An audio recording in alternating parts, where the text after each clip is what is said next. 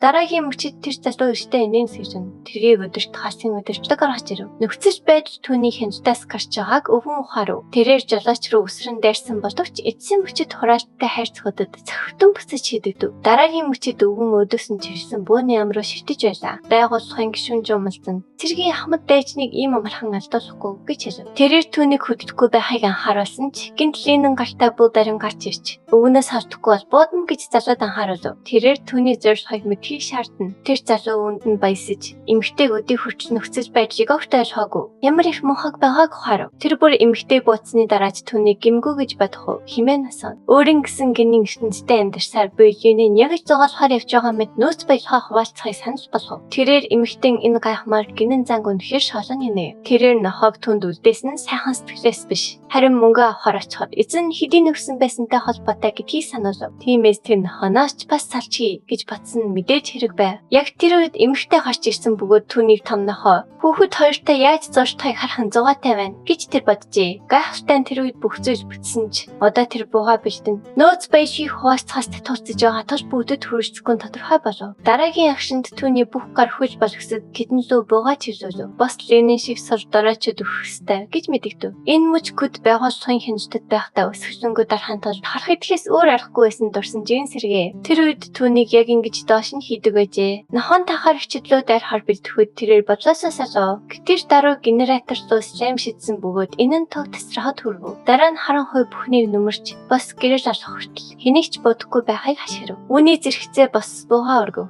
Боломжийг ашиглан хүчээ идэвхжүүлж түүнийг цавх гэж ядл өвгөн гинт дундуур норж оронд нь басцыг хөшгөжөв. Болон өвгөн хоёр бие рүүгээ гайхан харав. Цэргийн хүн бас хөвгөнд харагдсан түүний азгүйдэл гэдгийг ойлгов. Эцэст нь тэд түүнийг мангас гэж үзэж хүчнээс нь болж судалгааны объект болгох бодит аюул толгоров. Таамаглажсанаар өвгөн гихч мангас болов гэж гайхан. Яг ичил зүйл бодож байлаа. Өвгөнийг дайрахаар бэлтгэхэд нэрх тэр даруй өсрөн өвгөний харах өнцгөөс талд дээд тавирдад байршаав. Өвгөн гарч чидэнгээ хасав. Бас гэрэл асаахаар төлөвлөжсэн ч өвгнөөс болгоомжиж байлаа. Тэрээр одоо өвгөнийг төрүүлж унгахаас өөр аргагүй байсныг ухаарна штэ нэ. Гэвч бүгдийг санардуулах гинтийн чимээ гарч түүний төлөвлөгөөг төслөв. Хүмүүс дэшээ харж бүх бүлгийн анхаарлыг сарнасан слаймыг олж харав. Кэп хаттай инээн сэрсээр тэрэгэнцэр дээрх юрдийн содлоо эзэлж шоугсхэр бэлдэв. Түүнийг гайхшруулж слайм өвгөний ихэр болон хувирв. Тэр өвгөндөө дайрсан бөгөөд удахгүй бүгд өөрсдийн клонтой тэнцэлдэж эхлэв. Өвгөнч бас энэ шинэ гомжигт дотроо хараал тавин өөрийн ихтэй толцохоор бэлдэв. Ленин яг өмнө нь зогсох төгс клондоо айж наашаа битгий хэмээн говь. Түүний дүү өвгөний анхаарлыг татав. Тэрээр эргэж хараад Кэг хажууханд нөөж яхахыг харин түүний клон тэрэгцэрлүү авирах гэж орчдож байгааг харав. Өвгөн түүнийг энэ клоныг өмнө нь харсан байх гэж таамаглав. Энэ нь манай жайлхуугийн төлөвлөгөө төгс хэрэгжиж материйн нэрм сонгож өвгөний хуурт баатар шиг харж ирэхийг хүлээж байгаа хэлхэн. Таамаглажсанаар клон К рүү дөхөх гэж орчдоход өвгөн тэр даруй түнзүү дайрав. Гэвч клон нь слайм шиг шин чанартай тул хэлбэрхэн эргэж хэлбэртэй орж агаад тэр бухимдаж эхлэв. Зөвхөн бүдүүлэх хүч тас болохгүйг ухаарсан тэрээр хурцээ хажуу тийш шидэж ийм мөнгөсөдтэй тэнцэхэд илүү тохиромжтой шин стратеги хэрэглэхээр шийдэв. Тэрээр зэсгийн хайрцаг нээж бууга гаргаж ирв. Энэ хооронд Ленин цахилгаан буу ашиглан өөрийн клоныг ярьж чадсан бөгөөд цахилгаан бол слайм төрлийн амьтдын сууж тал юм. Кэм өөр нэг сууж тал болох тасралтгүй дараасан дайралтаар өөрийн клоныг ялв. Төгсгөлд нь өвгөн цэвэр хашийн хүчээр өөрийн клоныг устгав. Гэвч тулаан хараахан дуусаагүй байлаа. Өөр нэг слайм клон Ленин рүү дайрсан ч өвгөн эцсийн мөчөд амжиж буудаж өнөхөв. Гэвч тэр амьтан амьд бөгөөд эргэж хэлбэртэй орохыг хичээж байсан ч өвгөн түүнийг дуусгахаар үргэлжлүүлэн буцаар байв. Тэр түүнийг бүрмэсэн алаагүйж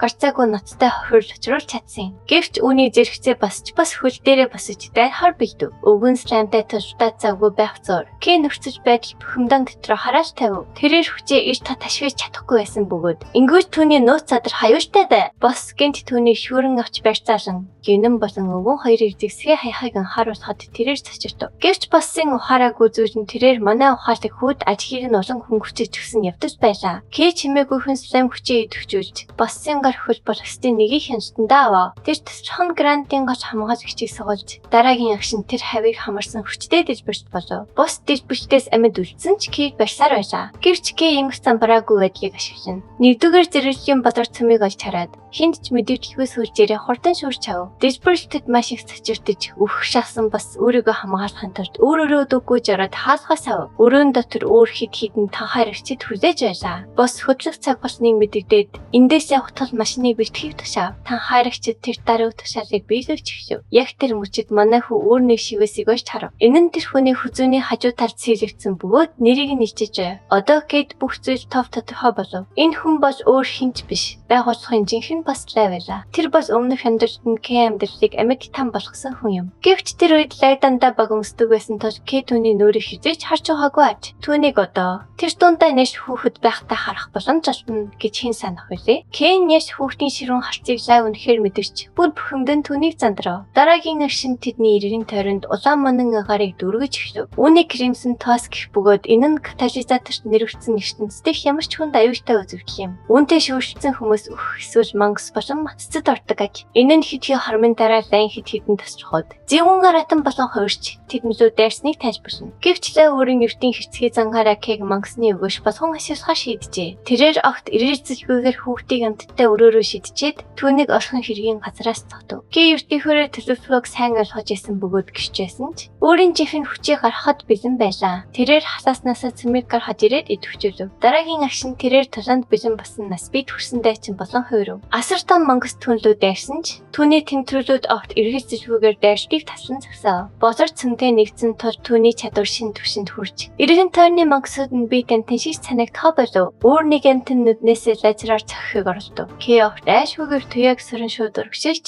тэр амтны биеийг нэвт татхав. Тэрээр өөрийн биеийг хэр зэрэг амхан өдөрч байгаадаа бараж баясаж байлаа. Түүний тэмдрүүлүүд одоо өвчин аюултай үеийн налархай хөдөлж мангасуудыг гамбанз дээр хүнсний ногоо шиг хэрчиж байв. Энэ хооронд лай энэ бүхнийг улам их хайцтай ажиглаж байлаа. Тэрээр балматаж нэгт хүүхдээстэй чинь болон хувирхайг нь анзаараагүй тул Кей хэн болохыг ухаарч чадсангүй. Түүний цонхор царайг нэг харахад Кейт бүх зүйл тодорхой байв. Лай түүнийг хараахан танаагүй байгааг тэр мэдэж байлаа. Энэ нь түүнд усам илүү таашаал өгөв. Кей зэрсгөө хумсарсан ширүүн харцаар ураг шатхав. Одоо ямар ч ирэлцээ байсангүй. Өшөө авах мөч эцэст нь ирсээ.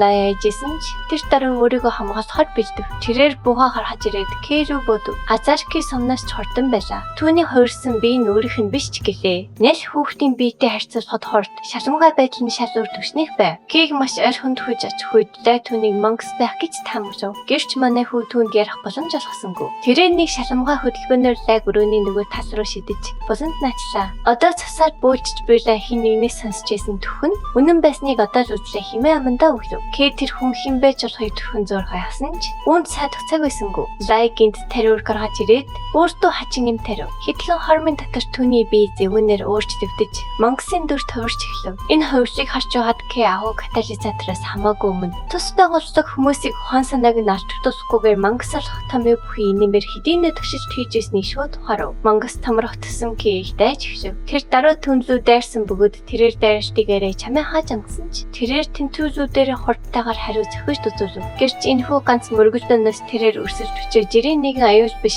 гэдгийг ухаарна. Мангас мөнгөн тэнцвүүлүүдээр түнлүү тасралтгүй давталж Кей арай гэж болтож амжив. Хөдөлгөөнийг нь зүгээр л ажиглаад Кей энэ амтан анханасаа өөрийг нь өргөдөх зорилготой байсныг ойлгожээ. Энэ бол түүнийг өмнөх амьдралд нь авсан өнөөх мангас мөн гэдгийг таниад нургаар нь хүйдэрв. Гэвч энэ удаа тэр хуучин Кей биш байлаа. Тэр тэхэн тэрхүү арчаагүй нэгэн байхаа байсан бөгөөд ижлэхэн аратны гарт өгөх бодож огт байсангүй. Тэрээр шидэнгийн байж хамаг анхаарлаа төлрүүлэн дайрт бүрээсэн сөрөн болтно. Гэтэл гинт мангасын эсрэг хүчтэй дэлбэрт болов. Тооснон чөхүйд Кей өнөөх хөвшин цэргийг зүүн лотос нийгэмлэгээс халаасан самаараа буугац нэрж яхахыг харав. Тэр үнийг хараад өгөөдлийг нь шууд ойлгов. Хөвшингэр муу залуусын зэсгийг сайн үеийн төлөө ашиглаж байлаа. Энэ хооронд Кей тулааны гинтийн эргэжтийг ойлгохыг хичээнэ. Хөвшин нэр аврах нүдтэй мангасыг өнөж байсан бөгөөд энэ нь мангасын дүрээ нөөгүй лай байв. Далайн төрсөг мэд даваа тал өөрт нь нэрхийг хараад Кей өөрийн ирэхгүй зумалсан. Тоглоомын дүрм өөрчлөгдөж энэ удаад түүний талд ашигтайгаар ирлээ. Лай байгуулахад ирсэж байх үедээ төлөөлөгч нь дэлхийн ертөнцид аимшиг цэвэрлэгч буйг санаалан өөрийг нь уруу татсны санав. Тэр эмэгтэй байгуулахад ирсэх нь амьд үлдэх царын ганц арга зам мэтэр ярьжээ. Тэгээд түнд ирсний бэлэг болгон юм өгч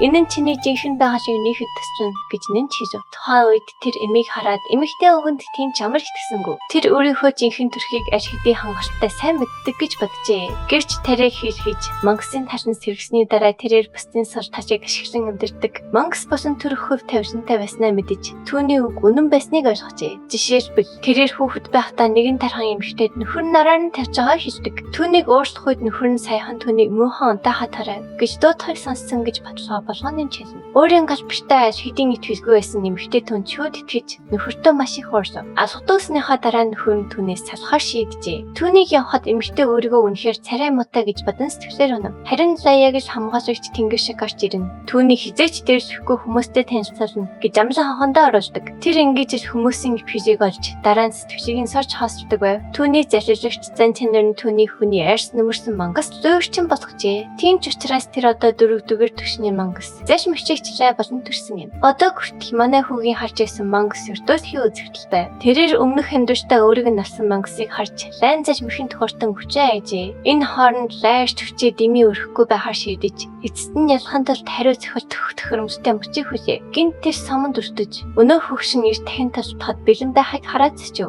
Хөгшин нэрийн урт насаж жагаад бохимдсан тэрээр шууд түнлүү давтлаа. Гэвч хөгшин ир ногт мал хിവэр үлдэж өөрийгөө ил гаргахгүйгээр дайрт хийсэр байлаа. Лай дахин тогтсон боловч түүний зохиол дараас нь дэлбэрэлтүүдтэй болохоор мөргөгдөнөөс их хэмжээний утаа тоос гарч түүнд юу ч тодорхой харагдахгүй болов. Нөхцөл байдлыг ашиглан Кей арт талаас нь түүний харагдахгүй бүслөө шийдлээ. Кейг давтлах үед Лай түүний хий үзэгдлээс ийм хордон гарсан нь маш их уурж. Чангаар хараад орсгоо. Кей өрөх шалхан. Лай хизээч анцхан нэгэн болж чадахгүй ирдүү. Дөрөвдүгээр түвшний зүй өрчин гэж мэдэгдэв. Ингээд тэрээр Лай руу тэндрүүдээ дээрээ таталж Лайг тэрхүү тэндрүүдийг харахад хүргэв. Дараагийн мөчид Лай Кейн эргэн тойронд хормог үзэгдэл үүсгэхийг оролцсон боловч энэ удаад буцсангүй. Тэрээр ур чадвар нь бүтлгүйдсэн туйлаас бухимдаж байлаа. Кей өмнөх амьдарчтай хий үзэгдлээс болж өхлийг мэдэрч байснаа санав. Лайд дотроо талархах зураа тэрээр өөрийн бүх хүчийг шавхав. Кей цахилгаан мэт хурдтайгаар түүнлүүдээр хадлаа сандраа. Кейн дайрчдад өрцсөний дараа Лайхаас маш их цус гожж байлаа. Кей түүнээс таймнаар ингээд дуусаа юу гэж асуув. Гэвч дотроо тэр энэ бол зөвхөн хвшиж гэдгийг мэдэж байлаа. 2 цагийн дараа хүрэн музан тоосны үүрний давсгаа ирэх болно. Энэ нь хүн төрөлхтний өмнө толгойчаасан зүйлстэй огтад их байна. Энэ бол тамийн үдийг нэх гацсан төрлөг байх болно. Түүний Лайг дуусгахаар бэлтгэхэд Лай түүнийг зогсоохыг орчдов. Кей түүний сүүлийн үгийг сонсох сонирхолгүй байгаагаа хэлж түүнийг устгахаар шийджээ. Энэ хооронд өнөөх хөгшин нэрч мөн үе автлыг ажигч байв. Лай олон шархасан ч тэнцээр байгаа хата өрсөлдөгч гэдгийг Кей ойлгож байлаа. Тиймээс шууд хүзүүг нь өнөлж түүнийг дуусгахын дээр байв. Яг цахих гэж байтал тэрээр хуурмаг үзэгдэл давтав. Түүний ээж гарч ирээд чи намайг бас алах гэж байгаа мó химэн гуйн. Тэр хэсэг зөөр тэр ирсэн бөгөөд тэрхүү мөчин түүнд маш хүнд тусаж дараас нь дэлбэрчтэй төртлөө. Боломжийг ашиглан Лай дахин давталж Кей ярэ гэж болтож амжив. Кей хужбэрээ бас хотлаа юу ч барсан Кей өөрийг нь алж чадахгүй гэж мэдэгдэв. Тэр одоо Кейн бодлыг тодорхой уншиж хөдөлгөөн бүрийг нь өрчтөн таамаглаж чадаж байлаа. Кей дэртөө ганцхан дайрч дүрцсэнийг Лай мэдж байв. Үүнийг дуулаад манай залуу Лайг хөгшин нэр дүлдээх талаар бодно. Яг тэр үед бодлыг нь уншсан мэт Лай хөгшин эрийн бууцсан самаас болтож үргэлжил тгийж зогсох төлөвлөлтөй байгаа мó химэн давлаа. Жирийн зэсэн дөрөвдүгээр түвшний мангасын эсрэг ажиллахгүй гэдгийг дэндүү хожоо харсан. Кей дотроо хараал тавина. Хитрхи өөртөө итгэвчтэй болсон Лай хөгшин эрийн тактикийг нэвт харж чадна гэж итгэв. Тэрээр занал хийсэн инээ дээр өөрийгөө бурханлаг химэн тунхаглаад хөгшин эрийн ногтж буй газарлаа чивлэв. Гэвч түүнийг тэр газарт хүрмэлц. Хөгшин нэрийн тасан гранат Лайг ших мөчөд дэлбэрчээ. Лай ширхацныг хараад Кей хөгшин эрийн сургал зүүн совинг сайшаав. Дараа нь тэр хөгшин эр хаасныг гахаж хацна. Үүний хариу мэд хөгшин эр Лайнард гарч эрен давтлах гэсэн боловч Лай эцсийн мөчөд болтож чадав. Лай хариу давтлаханд бэлдсэн ч Кей түүний анхаарчийг сануулахын тулд нэрийг нь дуудлаа. Гинтийн саад Лайг цочирдуулв. Лай жомолцсон Кейгээс ирээдүйн талаар мэдмээр байна уу гэж асуув. Түүний хэсэг зур анхаарлал тохиоронд хөгшин нэр түнлэг буудав. Гинт Лайн толгойд өрөөсөн дагвар арчаагүй сул дорой хүмүүстэй орооцолдож буй дүр зураг орж ирв. Кей Лайд түүнийг өргөж жаргагдагч. Эцэст нь өргөж хэрэгцээгүй нэгэн байх ирээдүйг харуулж байлаа. Кей түүнд энэ бол чиний хувь тавьсан гэж хэлв. Уурсан Лай толгойгоо барин энэ үгийг үгүйсгэн. Түүний бусдын өмнө өргөхтэйгээр бүхэж би өөр нэгэн дүр зураг зурсах юм. Тэр энэ ирээдүйг хүлээн зөвшөөрөхөөс татгалзаж байлаа. Галзуурсан тэрээр галзан мэт дайсан ч эцэст нь өөрийгөө гинтэж орхив. Дараагийн мөчөдлөө өөрийнхөө толгойг тасцсныг хараад тэд бүгд итгэж ядан ширтв. Үүж явдлыг ажиглаад Кей жомолцов. Тэр эцэст нь хамгийн анхуу зөөгчний хуурч чаджээ. Лайн толгой биеэсээ тасрын нисвүүд тэрээр Кейн төрсөнжийг дахин нэг харлаа. Өөрийнх нь өмнө зогсож буй мангасыг хараад түүний нүд айснаас болон томров. Дараагийн мөчид тасарсан толгой нь газарт унаж тэрээр Кейг ухаан бодлоос нь гарахыг шаардсан хашгирв. Тэрээр Кей рүү хашгирч хүүхдийн тухай сануулга үнэндээ ямар утгатай байсныг тунхаглав. Хөгшин нэр Кей рүү харах бөгөөд түүний анхаарал дэцэгтэй төлжээ. Лай сэлдэж чадсан хоолоогоор Кейг гамшигын өндөг химэн үргэлжлүүлэн хэлсэн нь Кей болон хөгшин эрийг хоёр зөнгөн цочирдуулв. Энэхүү хосголыг эхлүүлснээр Кей жирийн амьдралаар амьдрах бүх боломжоо алдсан гэж Лай анхааруулв. Одооноос эхлэн байгууллагаа түүнийг зөксдгүй мөр дутах болно. Түүнийг илүү зүйл ярихаас өмнө өөр нэгэн бөөн дуу гарч Райсаманд өртөн намгүн болов. Кей болон хөвшингэр дуу гарсан зүг рүү хурдтай эргэж харав. Жип машин дотроос нэгэн шинд рүү харж ирээд хэрв дайснаас цартан устгахгүй бас тэд өөрийн чинь дайсан болно гэж тайвнаар тайлбарлав. Мөнх хэрэг цэргийн хүн гэдгийг ухаарах мөчөд Кей өндөрчүүлсэн бэлэн байж хэлжээ. Шинээр ирсэн хөвшин ирээд багшаа химэн дуудаж сайны хэлсэн хичээлийг түүний заасан зүйлс гэж үзв. Түүнийг Ахмад Леон гэдэгт цасны чанаа гэдэг нэрээрээ илүү алдартай ажээ. Багш шав 2 мэдчилж амжихаас өмнө Леоны ард өөр нэгэн мангас гарч ирв. Тэрээр нүдэж цавчилгүй. Хөдөлгөөгөр өнөх мангасыг устгаж хэрхлээ. Хайрцагны араас ажиж ирсэн манай залуу үүнийг хараад мэсгэ хав. Яг тэр мөчид хөвшин эргэж зүгээ харж ач хүүгээ асрах багтаад байгаа тус Леоноос зэрүүд энд байхыг хүсв. Удсаагаар хаж ирэх зураа Леон багшаасаа төв байрлал буцаж ирэхээгүй нь. Өчигдөр тэр одоо онцгой байр зарлаад байна. Дараа нь тэр түнд ач ихнийх нь нисэн мэнд байгаа зургийг харуулв. Тэрээр аримд командлагч нь хэрэгтэй байгааг санааш хад. Кэ үнийг сонсоод энэ хүн бол аримын дэд командлагч гэдгийг шууд ажиглав. Тэгээд Леон өгнөөс ач ихнийхээ арилгүй байдлыг шалгахыг хүсэж байгаа эсхийг асуухад өвгөн түүнтэй хамт явахар зөвшөөрөв. Энэ үеэр Кэ айж юу хийхээ мэдэхгүй байв. Түүний хөдөлгөхөд тэдний анхаарал татварлаа. Хэдхэн хормын дотор Леон түн дээр ирж бууга толгов. Азар Кэ шидийн дэш хүүхдийн дүрдээ хорсон байлаа. Леон түүнээс саяхан харсан мангас мөн эсхийг сэжиглэн асуухад Кэ Леон өөрийг нь буудчих болов гэж өгтлээ айж.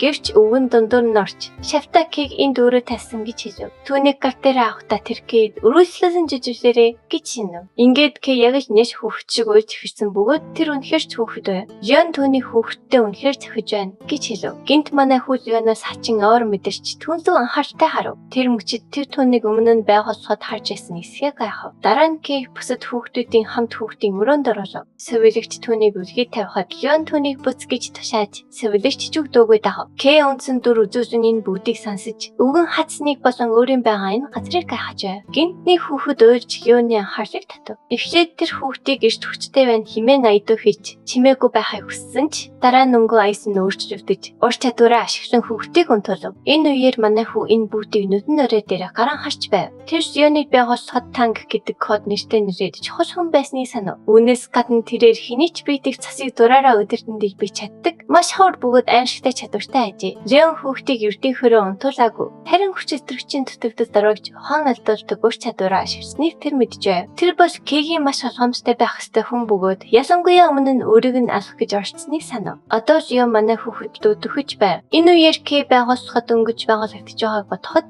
өөрийн чадвараа дэндүү эрт сэрээсэндээ эргэлдэж байлаа. Тэрээр төгсгөлийн цаг хугацаанаас өмнө хүчээ сэрээсэн цөөн хідэн зохицогчдын нэг болсон эсхийг гайхав. Тэр мөчид Леон Кэг шалгахаар шийдэж чимээгүй байхыг тушаав. Кэ бүх хугацаанд амьсгаагаа дараа ихтэв. Леоны холтонгууд Кэ санаа амран гүнзгий амьсгаа авлаа. Леон явахасаа өмнө үнэхэр хөвгчтэй юм бэ гэж хэлв. Түүнийг явахад Кэ үнэхээр явсан эсхийг нь тойруулан харж магадлаа шууд хүлгээрээ босов. Тэрээр оюун ухааныг удирдах чаддаг зарчлагчдыг санав. Кэд бурхан зөв төсний шингээж зэрэг чадвар байсан тус оюун санаандаа хамгаалалтын хаалт үсгэж боддоо жирээс хамгаалж чаддаг байв. Одоо Леоноос өөрийгөө хамгаалахын тулд тэр цэсэн хангамжаа зохицуулж удаашруулан хурамч цэсийг автоматаа шингээх боломжийг олгов. Үүнийг ажигласны дараа тэр бусад хүүхдүүдийг тойруулан харж тэднийг бас гамшигын өдөгнүүдөө химэн гайхав. Тэр энэ нэр томьёог мэдэхгүй биш байлаа. Тэр үнийг өмнөх амьдралдаа сонсч байсан ч тэр үед доогор байр суурьтай байсан тул ийм мэдээлэл олж авч чаддаггүй байв. Гэсэн ч Леон үүний талаар ямар нэг зүйл мэдж байгаа гэж тэр итгэж байлаа. Дараа нь тэр өмнөх амьдралд тус байгуулахын устгасан аримын нөхцөл байдал дүүн шинжлэгээ хийв. Түүний бодол ачхнаа бийжлэн шалгахыг хүссэн Леон давт итгэхгүй байгаа үгэнзүү шилжив. Тэр бас Леоны өөрт нь хийсэн шалгалтын талаар гайхав. Түүний толгойд дэндүү олон бодол эргэлдэж байлаа. Тэгээд тэр ээжигээ болон навхагаа сансан ч энэ бодлоо шууд толгоноос авч хаяв. Тэр бусдын тухай бодох боломжтой нөхцөл байдалд байсангүй. Яг одоо түүний анхаарлаа хандуулах ёстой царин ганц зүйл баш орох төлөвлөгөө юм. Тэр чадвараа ашиглан хас хоёр нөхийг оролцсон боловч ашиглаж чадсангүй. Тэрээр өмнө нь очиасан талс цөмөө ашиглан харахаа сүүдэр гэх чадварыг нэгтгэсэн бөгөөд нэгдэх явцад олон чадвараа ашиглаж чадахгүй байв. Одоогоор тэр зөвхөн харахаа сүүдэр болон бурханлаг хаалт дээрс ашиглаж чадна. Сүүжийнхэн сэтгцийн дайралтыг эсэргүүцэхэд тусалдагч харахаа сүүдэр нь одоогийн нөхцөлд ашиглахад хэтэрхий хүчтэй бөгөөд эсэлтэй байв. Тиймээс тэр хүчээ ашиглаж ирэх Христос гарахаасаа өмнө хүлээж эргэн тойрныхоо хүмүүсийн зорилгыг ойлгохоор шийдэв. Одоо хүртэл зүгээр л няш хүүхэд шийдэж хэн түүнд тосолж яла. Гинт тэр өөр нэг үлгийнээс ямар нэг зүйл гарч ирэхийг анзаарав. Тэрээр хөлн модны мөчр болон хорч буй өөрний хүүхэд рүү доош харав. Иймээс энэ хүүхэд түүн шиг өөрний зохицогч байх ёстой. Тэгтэл тэр өөр чадвартай хэд хэдэн хүүхдийг анзаарав. Тэрээр өмнө хандартай эдгээр хүүхдүүдийг өргөж түгжиж байсныг санав. Одоо тэр тэдний бүгдийг нь өөрийнхөө аж сон газарт байршуулсныг ойлгов. Гинт модны оронгоо ургамж түүнийг шүүрэн авав. Тэрээр мултрахыг орсон боловч чадсангүй. Тэр одоо чадвараа ашиглах үгүй юу гэж хэсэг гайхсан ч түүний бодлыг мултрахад төсөлсөн өөрний хүү төсөв. Тэр хүү зүгээр л онцсон дөр үзүүлэхийг зөвлөсөн жижигхэн хүү байв. Тиймээс одоо тэр зүгээр л томоотой байх ёстой байлаа. Кей тэр хүү дөнгөж 5 настай хатлаа чадвараа аль хэдийн бүрэн эзэмснийг хараад мэж гайхав. Гинт тэр ард нь чимээ гарахад дотроо зөхөв.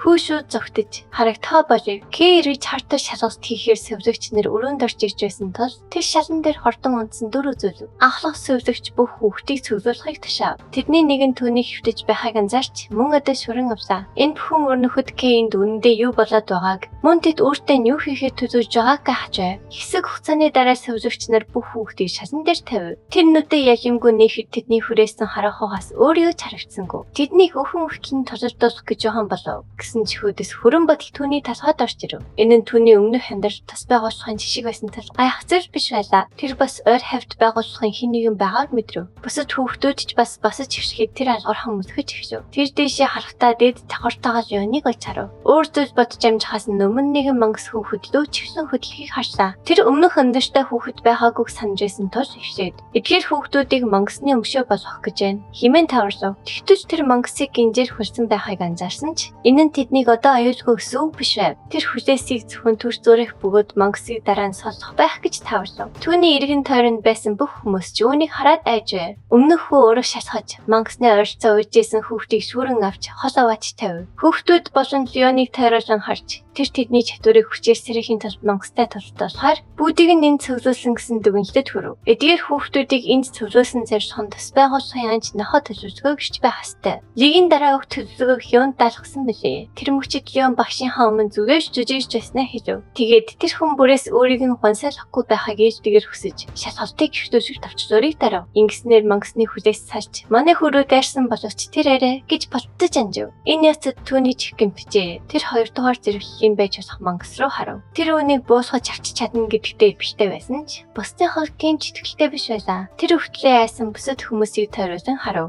Хөлд орж буй хүүхдүүдийн нэг нь уйж эхлэн мангасны анхааршийг татлаа. Одоо тэр хүүхэд рүү чивлэн хөдөлж байсан ч хүүхдийн хажууд байсан охин айж. Үүний улмаас түүний модны мөчр чадвар нь нэдвчв. Хид хідэн оронгоо ургамж мангасыг ороо. Киохонд эрхий хуруугаа гаргаж түүнийг тэсэж чадна гэж найдав. Тэр мөчид Леонч бас түүний оронго төрлийн гэж татахаар авсан чадварыг анзаарав. Тэрээр үнийг ердөө нэгдүгээр зэрэглэлийн төвшнэх гэхэд сайн чадвар байна. Химэн сайшаа. Дараа нь түүний анхаарал хараахан ямар чадвар үзүүлж байгааг манай хүүрээс хэлжв. Гэсэн ч тэр Кейг гарцаагүй чадвар эзэмшигч байх ёстой гэдэгт итгэвчтэй байлаа. Тэрээр Кейг төсөлсөн нөхцөл байдал даруйж хүчээ заавал идэвхжүүлнэ гэж дотроо итгэж байв. Ингээд мангас оронго орхомжаас малтарч бүрэн хүчээ харахаар бэлдэв. Кей өөрийнхөө өмнө өрнж буй нөхцөл байдлын ноцтой байдлыг хараад цэцэрдэв. Ингээд энэ хүү рекап өндөрч ийн. Үзсэн та бүхэндээ чин сэтгэлээсээ баярлалаа. Хэрв танд таалагдсан бол лайк дарж манай сувглөө бүртгүүлээрэй.